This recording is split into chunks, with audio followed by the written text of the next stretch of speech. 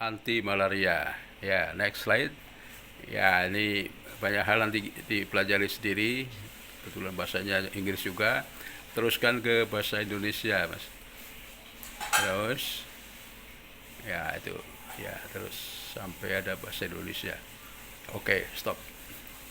Jadi kita lihat, jadi obat-obat yang termasuk anti malaria ini dibagi dua besar, yaitu satu pencegahan, yang satu pengobatan, ya kan? Jadi ini penyebabnya adalah apa namanya protozoa atau plasmodium, ya kan? Kemudian nyamuknya adalah nyamuk Anopheles. Nah di sini perlu dimengerti ini ada empat macam nyamuk ya, bukan spesies malaria ya. Jadi di sini yang penting hubungannya nyamuk dengan plasmodium atau protozoa itu adalah nyamuk itu sendiri sebenarnya istilahnya tidak ada niat jahat menyebarkan penyakit, ya kan? Dia adalah menggigit atau menyuntik manusia ya adalah dalam rangka mengambil darahnya, ya kan? Darah manusia untuk kehidupan daripada nyamuk itu.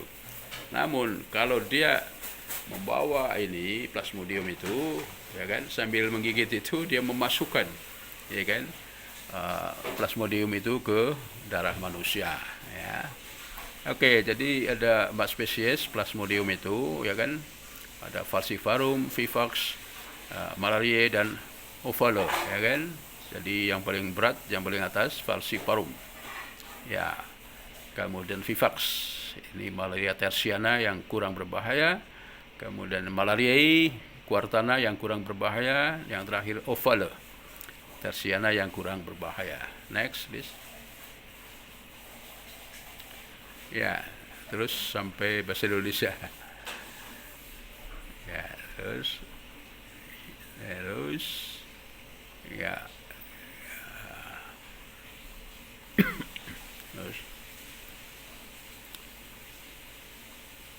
ya ini oke, stop ini ya kan. Jadi tersiana quartana ini kan waktunya, ya kan. Jadi tersiana selang waktu 48 jam, quartana 4, ya kan. Tersi itu 3, quartana 72 jam. Nah, di sini nanti obat-obat anti malaria dibagi dua, ya kan, untuk memudahkan. Kalau kelompok yang satu pada targetnya, cara kerjanya, yang kedua nanti dari struktur molekul kimianya itu. Oke, terus. Ya, ini stop dulu. Jadi ini di sini gambaran makro ya, secara besar. Jadi yang besar itu adalah untuk manusia, yang kecil di bawah itu adalah nyamuk gitu kan. Jadi mulailah dari bawah dulu. Jadi orang sehat tadinya datang nyamuk, ya kan. Kemudian nyamuk itu menggigit, mengeluarkan kelenjar ludah, artinya suatu enzim yang membuat mudah, ya kan, untuk darahnya tidak membeku gitu kan. Tapi dikala dia mengeluarkan enzim tadi, dia juga membawa sporozoid ya dari plasmodium itu, ya kan. Kemudian masuk ke dalam manusia, utamanya adalah di dalam hati, dia mulai terjadi perbanyakan di situ, ya kan. Cuma di sini belum ada gejalanya pada manusia ya, disebut tahap pra atau pre eritrositik. Kemudian dia mengarah ke eritrosit, ya, namanya berubah jadi merozoid, ya. Merozoid ini kemudian masuk ke dalam eritrosit, berubah menjadi trofozoid. Di sini mulai bermasalah. Yaitu bermasalah kalau dia diperbanyak di sel darah merah, kemudian dikeluarkan, dia akan memecah sel darah merah ini. Jadi mirip dengan sekarang ini COVID, ya kan, virus itu dia masuk ke dalam sel, ya kan, berubah, memperbanyak diri dan sebagainya. Pada waktu keluar dari sel itu, dinding selnya akan pecah, ya kan, maka sama terjadi demam, ya. Gejalanya adalah terjadinya demam. Nah, keluar daripada sel darah merah itu, merozoid ini kedua arah, ya kan. Yang kanan adalah yang aseksual, menjadi trofozoid, mencari eritrosit lagi. Nah, yang ke kiri ini adalah yang seksual, ya, berubah menjadi gametosit, ya kan. Merozoit ke kiri menjadi gametosit, istilahnya menjadi spora yang jantan dan betina, ya. Ini masuk ke dalam perutnya siapa? Nyamuk, ya kan. Nanti tadi kembali lagi lewat kelenjar ludah ditularkan pada manusia yang digigitnya atau disuntiknya, ya. Oke, next please. Ya, ini sama, cuma lebih detail, ya kan. Gambarnya lain tapi sama ceritanya. Kiri adalah pada nyamuk, yang kanan adalah pada manusia. Oke, terus jadi lihat sendiri ya. Ini juga pada manusia ini kan, pada manusia dari spora paling atas kiri, kemudian berputar pada red blood cell, ya kan, sel darah merah atau eritrosit.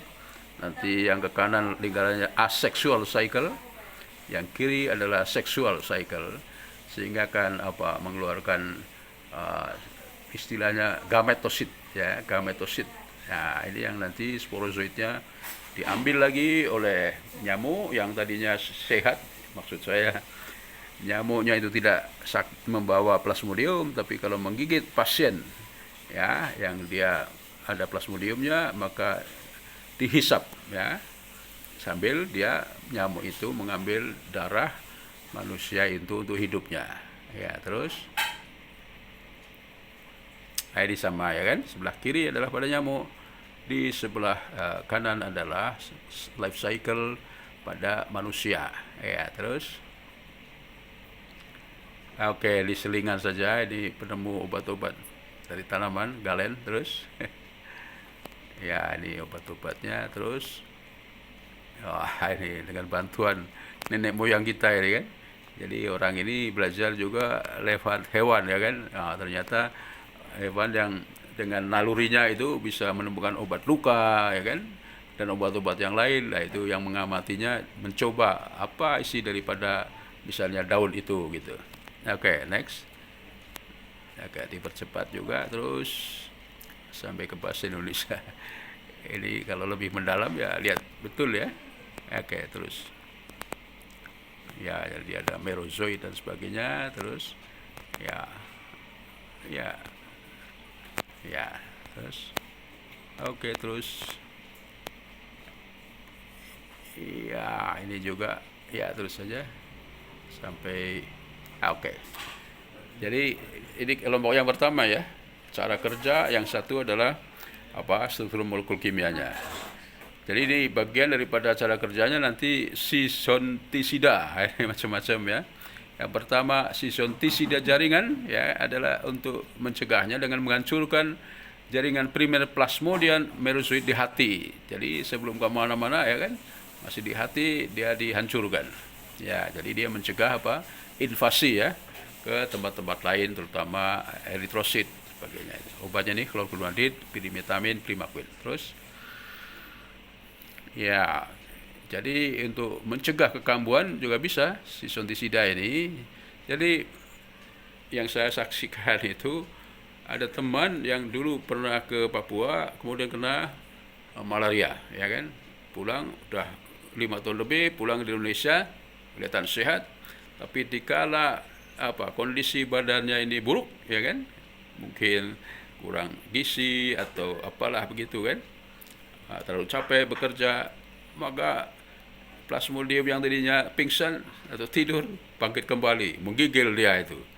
Nah, itu kalau kumat kekambuh, maka obatnya ini juga sama, primaquine dan pirimetamin, ya kan. Jadi pada zison di jaringan laten atau sekunder hipnozoid dari Plasmodium vivax dan ovale di sel hati. Terus ya, nah, kemudian yang di darah tadi sisontisida darah, ya. Jadi ini baik klinik maupun supresif mengobati, ya, yaitu pada merozoid tadi, ya, pada fase aerostik aseksual dari parasit malaria. Kemudian juga mengganggu sisogoni eritrosit ke bawah tadi. Kemudian ada dua kelompok, yang cepat dan yang lambat, ya kan. Yang cepat ini chloroquine, quinin, amidoquine dan sebagainya. Sedang yang lambat tadi pirimetamin, klorkuronidin dan sebagainya. Next, please. Ya, ini gametosida ini berhubungan dengan tadi ya seksual ya, menghancurkan bentuk erosik seksual, mencegah penyebaran plasmodium ke nyamuk. Jadi istilahnya nanti nyamuk membawanya ini gamet-gamet ini sudah mati gitu kan, sehingga tidak bisa ditularkan ke orang lain. Chloroquine, primaquine, quinine. Kemudian ada lagi sporozoitosida. Coba sebelumnya tadi. Ya, paling bawah ya, nomor 5, sporozoitosida. Ini membunuh sporozoit segera setelah masuk dalam darah ya. Jadi begitu setelah gigitan, waktu untuk bekerja obat sangat singkat karena sporozoit segera cepat masuk ke sel hati. Jadi obat-obat seperti ini biasanya diminum ya. Jadi orang Eropa itu sebelum ke Indonesia ya kan, dia membawa obat dan sudah meminumnya sebagian di sana ya. Jadi kalau digigit nyamuk ya kan, baru masuk sudah dihancurkan oleh obat itu ya. Makanya anak-anak yang dari luar negeri itu bayangannya Indonesia itu hutan belantara gitu ya. Jadi sampai pada Bandara Soekarno Hatta Cengkareng, dia tengok kanan kiri, mana harimaunya. Ya itu karena bayangan memang di luar negeri itu Indonesia ini ya, hutan semuanya gitu. Sehingga sudah minum obat dulu sebelum berangkat. Sporozoitosida membunuh, begitu nyamuk menggigit, dia akan mati. Ya, jadi diminum sebelum berangkat ke tempat yang ya istilahnya banyak nyamuknya malaria. Terus ya sporontosida. Ini pada nyamuk tubuh nyamuk ya. Jadi pembentukan OIS dan sporozoit. Kembali lagi ini adalah minum sebelum ke daerah yang banyak malarianya itu kan, pirimetamin, chlorguanid, primaquine ya kan. Jadi apalagi kalau orang yang sudah terkena itu supaya nggak menular ya kan, mencegah pembentukan OIS dan sporozoit ya, disuntik dengan ini supaya kalau ada nyamuk yang istilahnya tidak membawa plasmodium, dia mengambil darah, terbawa plasmodiumnya tapi sudah mati gitu kan. Sporontosida. Terus ya, mekanisme kerjanya pada umumnya dia adalah mengganggu DNA ya kan, mengganggu DNA. Jadi misalnya quinine contohnya mengikat DNA dalam 3 jalur. Sama-sama mengikat DNA tapi ada 3 cara ya. Cincin quinolin berinterkalasi, menyisip ya di antara pasangan basa double helix DNA membentuk kompleks. Yang kedua, gugus hidroksi alkohol daripada obat itu berikatan dengan atom hidrogen ya pada pasangan basa DNA.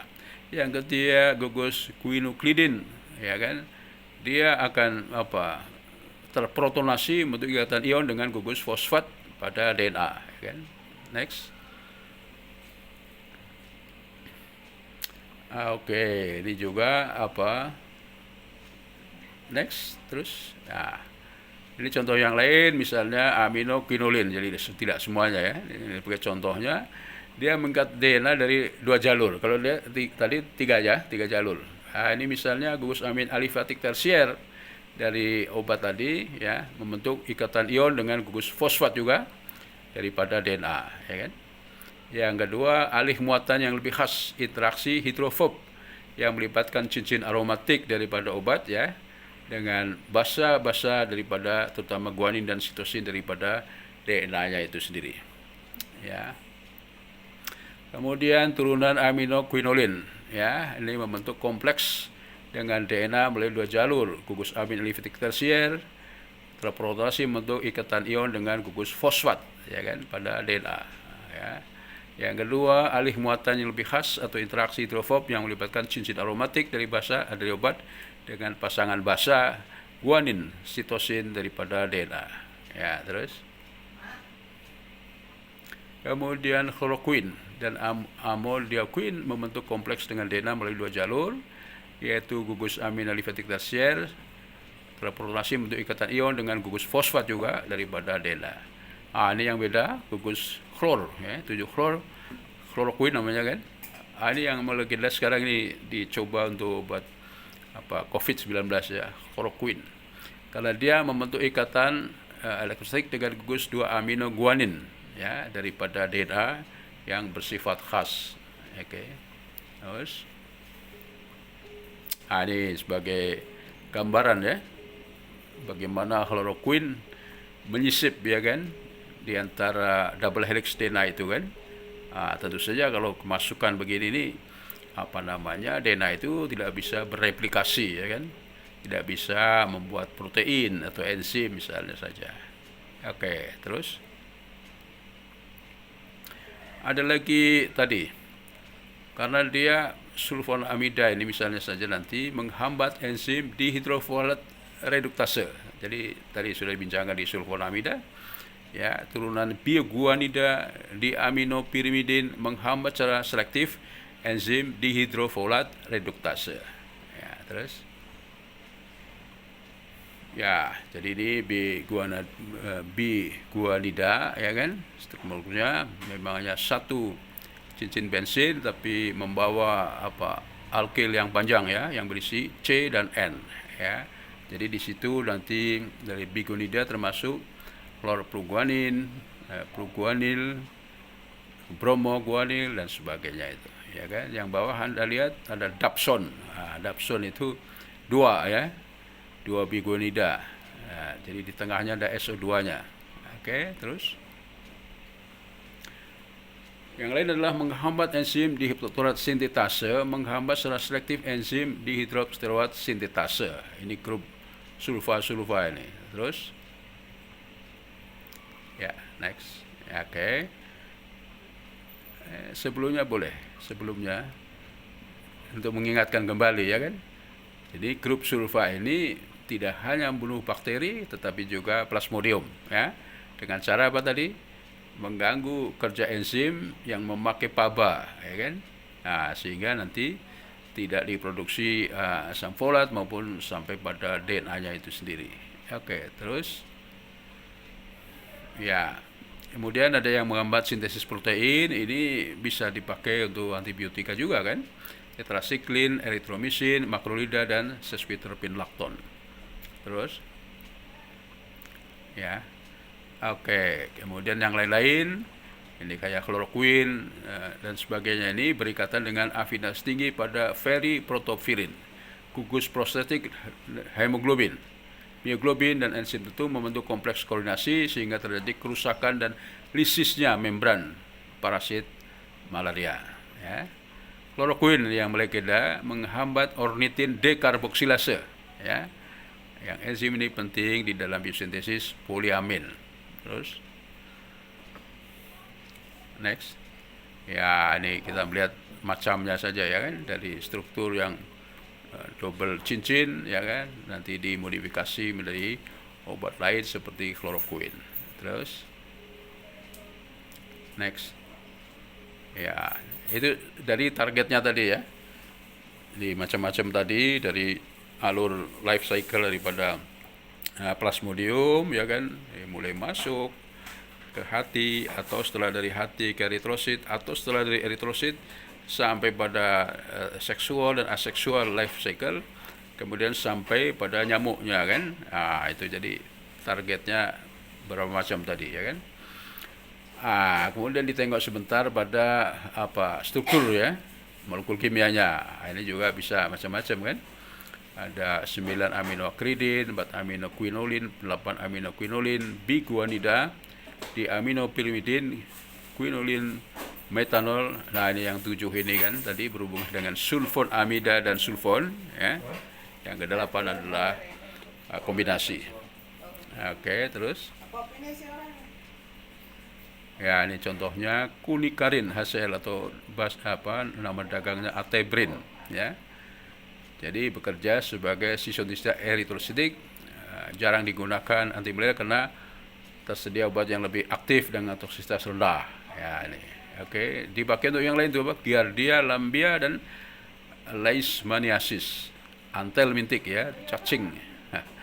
Terus yang kedua, next, ya, 4 aminoquinolin, ya, chloroquine fosfat dan sebagainya. Ini turunan 4 aminoquinolin, ya. Jadi aktivitasnya lebih tinggi daripada yang lain. Toksisitas relatif rendah, ya. Pemakaian jangka panjang dengan dosis besar mengaruhi pendengaran dan penglihatan lainnya. Jadi umumnya obat-obat anti malaria termasuk kinin yang dari awal, ya kan, dari pohon kina, ada dua paling tidak, ya. Yang satu menyebabkan terganggu kita, kan, pendengarannya. Demikian juga sering penglihatannya juga, tapi yang sering mengeluh adalah pendengarannya itu, ya kan, jadi tuli. Yang kedua nanti adalah rasanya, ya, kina itu pahit. Nah, ini dua hal itu, ya. Selain tadi ada kristal di ginjal dan sebagainya, kan, sudah mengamati ini plus minusnya ini. Oke, terus ya, ini turunan 4 amino quinolin, ya kan, aktivitasnya lebih kuat dibandingkan kinin. Dosis rendah, ya, pemakaian jangka panjang, tadi penglihatan dan pendengaran. Terus, ya, ini adalah hasil modifikasinya atau derivatnya. Terus, ya, jadi ada 2 cincin bensin, ada N di salah satu cincin bensinnya. Terus ini golongan kinin. Ya, oke, coba kita lalui. Terus, ya, jadi amodiaquin HCl, pencegahan dan pengobatan serangan akut malaria, ya. Yang tadi bisa dipakai untuk obat lain, giardiasis dan lepra. Jadi yang utama bahwa obat ini sebenarnya tidak aktif, ya, awalnya, karena dia sebagai praobat di luar tubuh. Nah, dalam tubuh dia kemudian mengalami metabolisme menjadi metabolit yang aktif, desetil amodiaquin namanya, ya. Ini dia bisa ke arah eritrosit sendiri, hati, ginjal dan paru. Ya, jadi pelepasan obat ini pelan, ya. Jadi hampir seminggu baru dia aktif. Oke, kita lanjut. Ya, chloroquine ini, ya kan, ini namanya banyak nih, Aflocator, Malarex dan sebagainya. Ini nama obat dari pabrik, nama pabrik. Jadi ini yang banyak dipilih, chloroquine ini, fosfat, untuk mencegah dan pengobatan daripada malaria. Nah, biasanya dikombinasi dengan primaquine, ya, untuk pencegahan serangan jenis malaria. Kemudian chloroquine ini untuk pengobatan chlorosiasis dan infeksi amuba hepatik, ya kan, penyakit yang berhubungan dengan radang seperti rematik artritis. Ya, jadi sudah kembali lagi, ya, target obat itu tidak hanya satu titik tapi beberapa titik. Oke, next. Oke. 8 amino quinolin, ya, aktif terhadap bentuk exoeritrosit parasit malaria oleh Vivax dan malaria, ya kan. Ini memang toksisitasnya nih, 8 amino quinolin ini toksisnya lebih besar dibanding yang 4.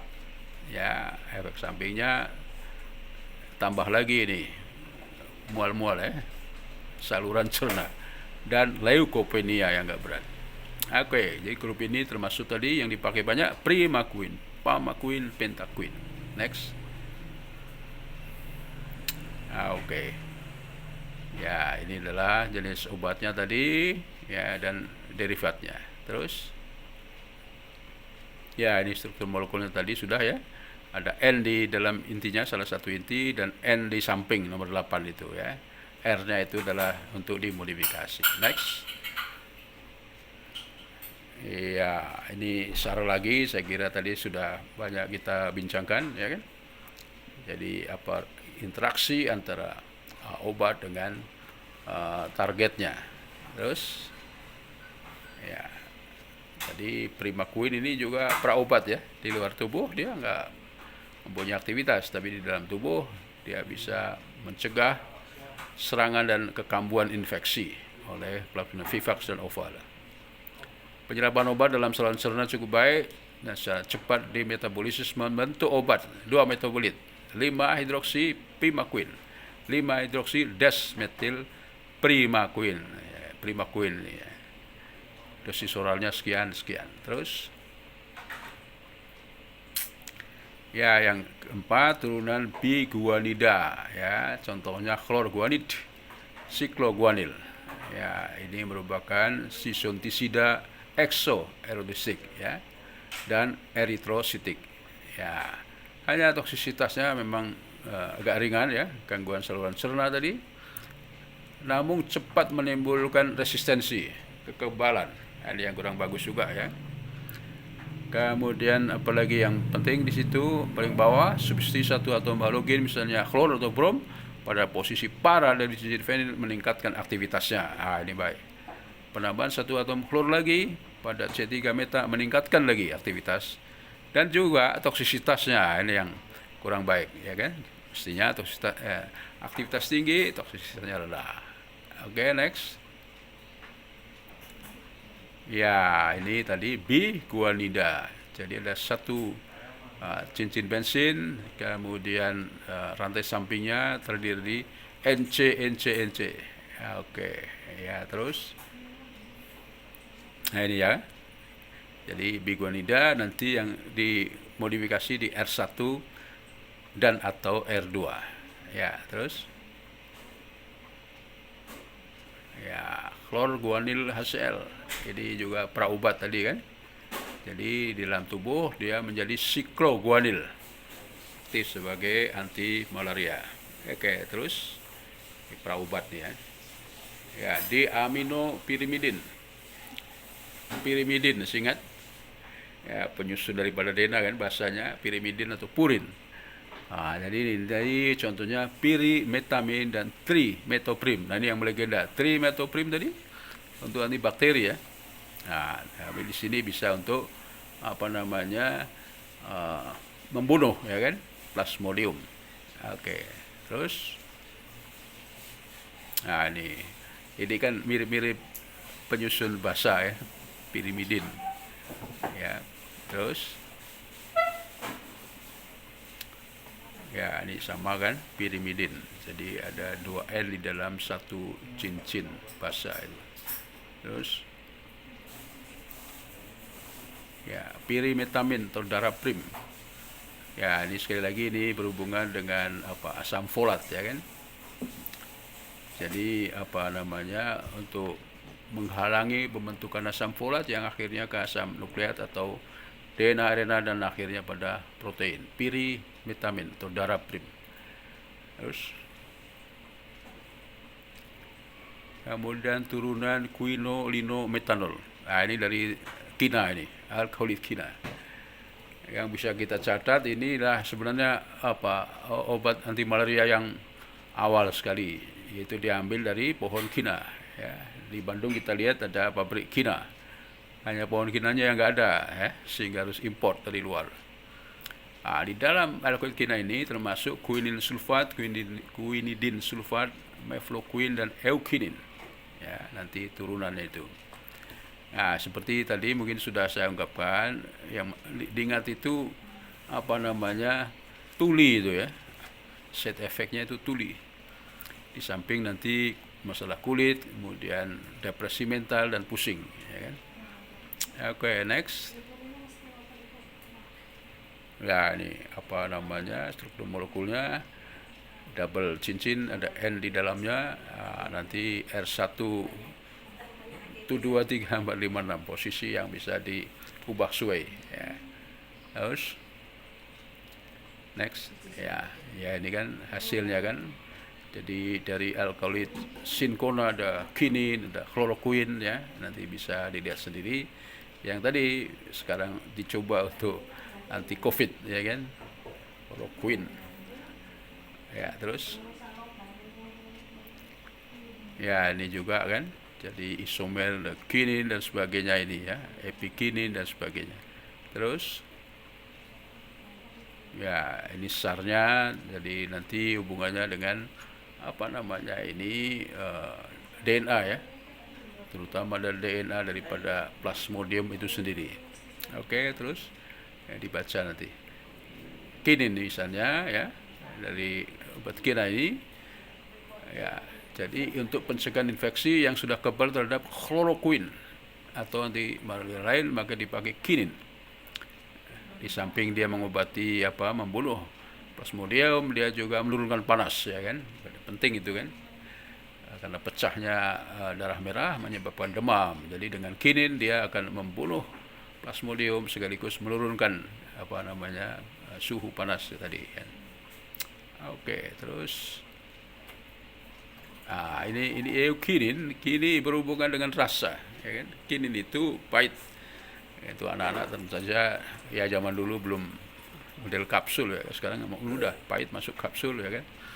Kalau dulu kan langsung dikasih sendok, pahit sekali. Maka diubah struktur molekulnya menjadi eukinin yang tidak pahit.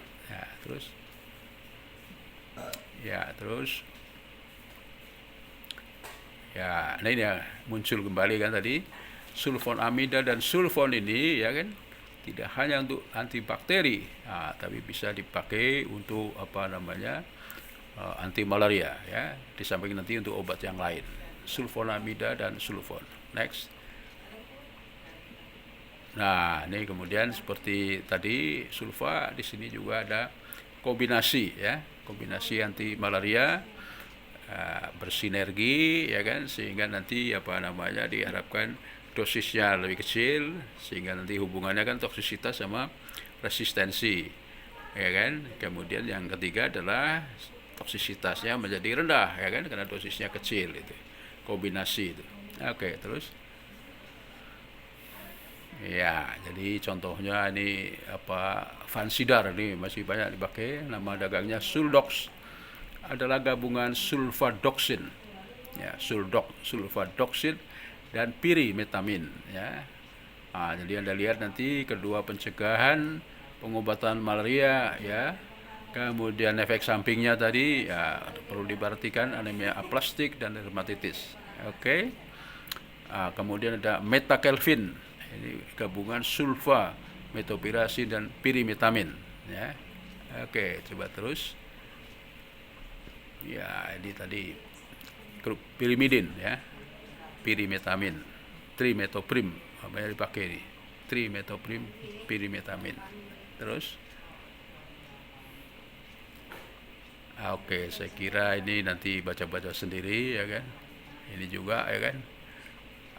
Saya kira itu saya beri kesimpulan. Jadi tadi mengenai obat, ya kan, membunuh plasmodium, tapi sebaik-baiknya tentu saja adalah mencegah, ya kan. Gimana mencegahnya? Tentu saja lingkungan kita ini kan, lingkungan kita ini memang harus dibuat sesehat mungkin, ya, tanaman-tanaman rimbun dan sebagainya, air dalam kaleng-kaleng bekas itu, ya kan, mestinya ditelungkupkan atau dibuang, ya kan.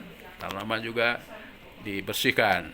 Jadi dengan sehat lingkungan itu, maka nyamuk tidak suka. Ini kan lebih sehat daripada mengobati. Ya tadi itu, dengan kemasukan plasmodium, ya, dengan pengobatan dan sebagainya, ini kan ada side effect, ya kan, ada toksisitas.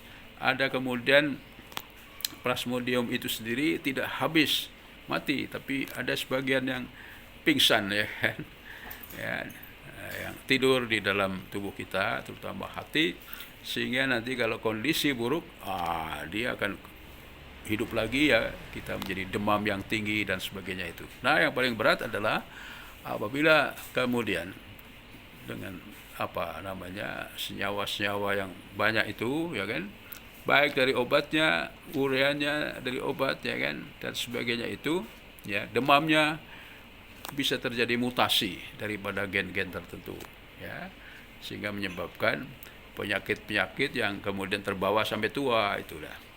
Ini saya kira yang penting diingat, apapun penyakitnya lebih baik adalah pencegahannya itu. Seperti sekarang ini corona, covid, ya, sebenarnya yang penting adalah mencegahnya, kan. Jangan sampai mengobatinya, ini mesti mahal, tidak nyaman, ya kan. Kemudian sampai pada kematian, ya kan. Apalagi kalau memang kita ini, ya, seperti orang tua begini, ini ada penyakit-penyakit yang sudah lama, ya kan. Saya diabetes, ada yang hipertensi dan sebagainya, ya kan. Kalau kemasukan COVID atau malaria ini kan, itu sangat-sangat membuat kritis gitu kan, sampai pada kematian. Nah itu kan ya, jadi yang mati kena COVID maupun malaria ini karena juga sudah ada atau gabungan dengan penyakit yang ada, yang sudah ada itu. Oke, akhirnya itu yang bisa saya berikan. Jadi sulfa yang pertama tadi bisa dipakai juga di nanti yang lain-lain ya. Jadi obat sulfa itu pionir daripada macam-macam obat ya kan, sebagai perintis daripada ilmu kimia medisinal ya.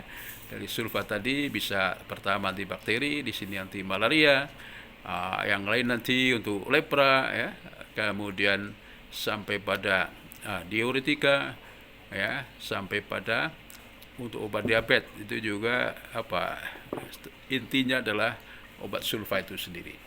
Jadi cukup banyak di sana ilmu yang kita ambil dari ini, mestinya menjadi inspirasi ya. Kalau kita akan membuat obat baru ya kan, obat dimodifikasi, dua ya yang penting ya, aktivitasnya menjadi lebih tinggi sehingga nanti dosisnya sedikit saja, tetapi toksisitasnya sebaliknya harus semakin rendah atau ya katakanlah hilang begitu ya. Nah ini saya kira itu yang penting dari dua mata kuliah itu. Sekian saya kira.